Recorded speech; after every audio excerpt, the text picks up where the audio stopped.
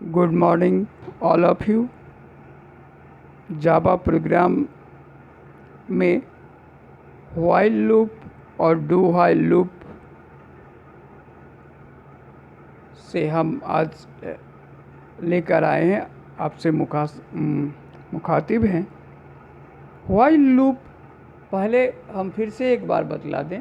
Loop जो होता है, अगर एक सर्टेन स्टेप्स अगर fix number of time repeat होता है तो उसको हम लूप कहते हैं। जैसे वीक में 7 डेज हैं तो 7 डेज के बाद सेम डे रिपीट होता है और फिर 7 डेज के बाद फिर सेम डेज रिपीट होता है। इसका मतलब ये 7 स्टेप्स के बाद सेम डेज आता है। उसी तरह मंथ्स में 12 स्टेप्स के बाद सेम मंथ्स आता है। It is while loop, it is necessary to initialize the variable before starting the while loop. while loop को शुरू करने से पहले वेरिएबल को इनिशलाइज करना ज़रूरी है, क्योंकि इसमें कंडीशन जो है पहले टेस्ट होता है, प्रोसेस बाद में होता है। इसीलिए while लूप को प्री टेस्टेड लूप कहा गया। अब और इसमें जो है, जब कंडीशन ट्रू है तो प्रोग्राम एक्सिक्यूट होता है, अगर फॉल्स है तो कोई वर्क नहीं होता। सेमी कॉलन व्हाइल लूप में यूज़ नहीं होता है। अब हम लोग इससे आगे जाएंगे। Do while loop, it is not necessary to initialize the variable in the do while loop. do while loop में कोई ज़रूरी नहीं है कि हम वेरिएबल को इनिशलाइज करें। कंडीशन जो है चेक होता है and of the loop.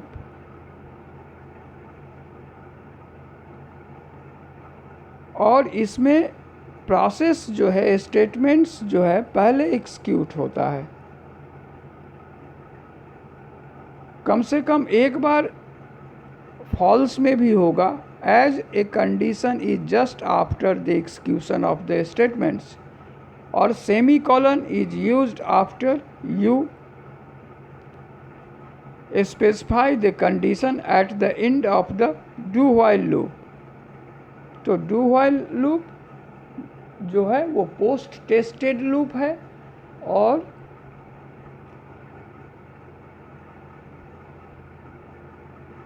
Post tested loop है।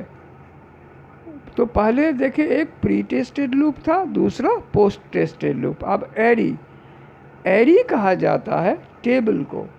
एरी एक इसमें जावा में एक ऑब्जेक्ट की तरह होता है।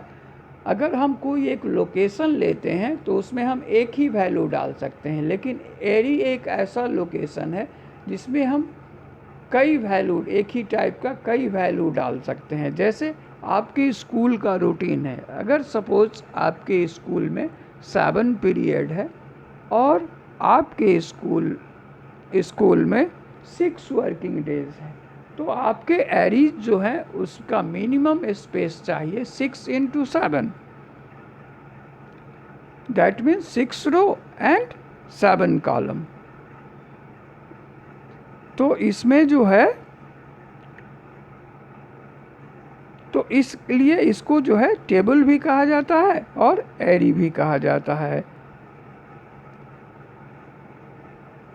अब हम लोग इसको फाइनल के लिए एक प्रोग्राम को कंसीडर करते हैं। इस प्रोग्राम में दिया गया है जो पिज़्ज़ा पर जो है प्रत्येक मंथ 6 मंथ में अलग अलग एक्सपेंस है और हमको टोटल एक्सपेंस निकालना है। तो इसके लिए हम लोग नोटपैड ओपन करते हैं और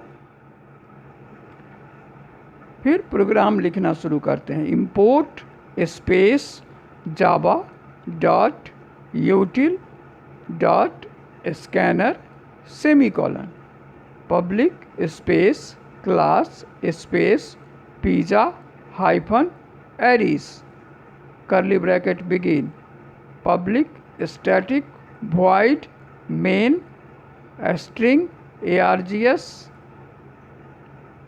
square bracket begin square bracket close parenthesis close curly bracket begin float जनवरी फरवरी मार्च अप्रैल मई जून ये 6 मंथ्स इनिशलाइज किया गया है। Float functions array equals to new float 6 float tot equals to 0 tot एक लोकेशन है जिसमें ये टोटल एक्सपेंस जो है वो स्टोर होगा। स्कैनर जब 2 स्कैनर होता है तो पहला स्कैनर में एस कैपिटल होता है और दूसरा स्कैनर में एस स्मॉल होता है। Equals to new scanner system in यहाँ इसकी वैल्यू इनपुट होती है। कमेंट में यहाँ लिखा गया I is a variable that counts the number of times the loop will be executed. This for loop will execute 6 time. ये फॉर लूप जो है वो 6 टाइम एक्सिक्यूट करेगा। अब फॉर लूप लिखने का तरीका देखिए। फॉर इसके बाद पैरेंथेसिस बिगिन INT मतलब इंटीग्रल टाइप डाटा है। I equals to 0 very first value जो है I का 0 है और I का वैल्यू कहाँ तक जाता है लास्ट, ये लोअर लेवल है। अपर लिमिट क्या है, लोअर लिमिट हुआ 0 और अपर लिमिट हुआ I इज लेस देन 6। इसका मतलब अपर लिमिट I का 5 तक जा सकता है। तो अपर लिमिट 5 हुआ और प्रत्येक वैल्यू के बाद I प्लस प्लस, इसका मतलब the value of I will increments by 1। यहाँ है I का वैल्यू 1 से बढ़ जाएगा। अब फिर कर्ली ब्रैकेट को हम बिगिन करते हैं। System out print in parenthesis begin within quotes enter the value for the months quotes close plus I parenthesis close semicolon array I equals to scanner dot next float function semicolon curly bracket close.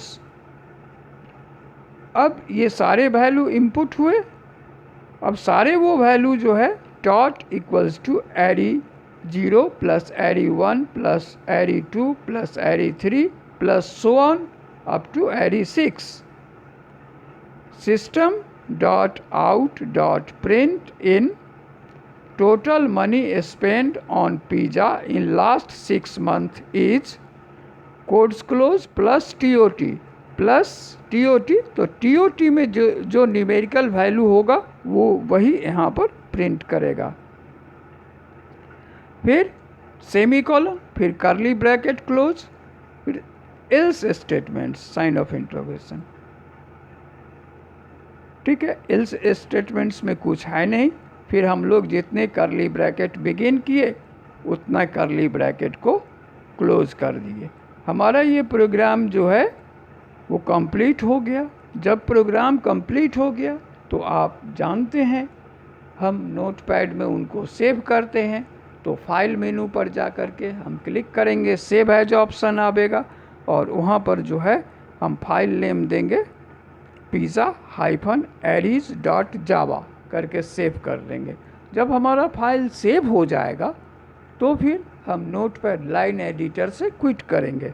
Quit करने के बाद हम Windows पर जाएंगे और Windows पर command prompt option पर click करेंगे। कमांड प्रॉम्प्ट ऑप्शन पर क्लिक करने पर हम विंडोज़ से बाहर आ जाएंगे कमांड प्रॉम्प्ट पर। जब कमांड प्रॉम्प्ट पर आएंगे तो हम अपने प्रोग्राम को कंपाइल करेंगे। कंपाइल क्यों करते हैं, कंपाइल जो है उससे प्रोसेस से हमारा जावा प्रोग्राम बाइट कोड में कन्वर्ट होता है और एग्जीक्यूट करने पर बाइट कोड से मशीन कोड में कन्वर्ट होता है। तो पहले जावा प्रोग्राम बाइट कोड में कन्वर्ट होता है। तो इसके लिए प्रोग्राम देंगे जावा स्पेस pizza-arrays.java। जैसे ही हम इंटरप्रेस करेंगे, बहुत सारे एरर अगर हमारे प्रोग्राम में होगा, जो भी एरर वो डिस्प्ले होगा, और तब हम फिर से वापस विंडोज़ पर जाएंगे, फिर नोटपैड ओपन करेंगे, फिर अपने उसी फाइल को ओपन करेंगे और सारे एरर को रिमूव करेंगे, फिर से सेव करेंगे और फिर से नोटपैड से बाहर आएंगे, फिर विंडोज़ पर आएंगे, फिर कमांड प्रॉम्प्ट पर आएंगे, फिर जावा स्पेस pizza-arrays.java ये प्रोग्राम, ये कमांड टाइप करेंगे, इंटरप्रेस करेंगे। अब मान लेते हैं जो हमारे प्रोग्राम में कोई एरर नहीं है, तो हम इस प्रोग्राम को एग्जीक्यूट करेंगे। तो कमांड प्रॉम्प्ट पर ही हम कमांड देंगे Java space file name without extension, so pizza-arrays और इंटरप्रेस। जैसे ही हम इंटरप्रेस करेंगे, हमारा आउटपुट आ जाएगा। कैसे? Inter the value for the month 1, मान लीजिए ये वैल्यू 50 है। Inter the value for the month 2, इसमें 40 है। Inter the value for the month 3, इसमें 50 है। Inter the value for the month 4, इसमें 7 है। Inter the value for the month 5, इसमें 85 है, 47 है, सॉरी इससे पहले वाला 85 है। Inter the value for the month 6, इसमें 75 है। अब ये टोटल जो है, ये सारे को ऐड करके टोटल एक साथ प्रिंट कर दिया। तो एक साथ प्रिंट कर दिया, तो हम लोगों ने टोटल में 330 जो है, ये टोटल 6 मंथ का एक्सपेंस है। अब हम लोग इसमें कुछ जो है, अब हम लोग इसमें कुछ टर्म देखेंगे। द कंट्रोल वेरिएबल, इसमें कंट्रोल वेरिएबल आई यूज किया गया। When declared within the loop is used inside the body of the loop.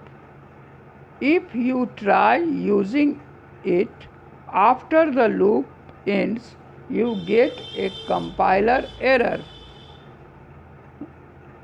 So control variable I जो है वो लूप के अंदर ही यूज होगा, लूप के बाहर यूज नहीं होगा।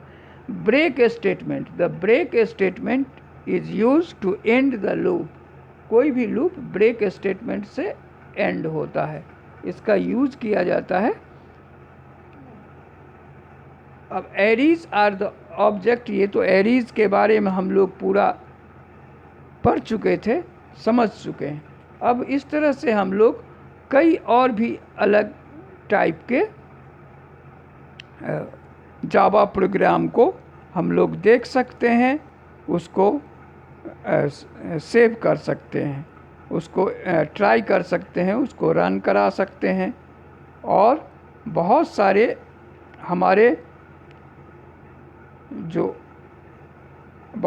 हमारे ऑप्शंस हैं इसमें, और उसका यूज कर सकते हैं। जावा प्रोग्रामिंग बहुत इजी है, बहुत इजी है। इसमें सिर्फ कोशिश करनी है, और एक एग्ज़ाम्पल जो हम आपको बतलाते हैं उस तरह का आप कई छोटे छोटे एग्ज़ाम्पल लेकर के प्रोग्राम बनाइए और ख़ुद आप रन करना सीखिए।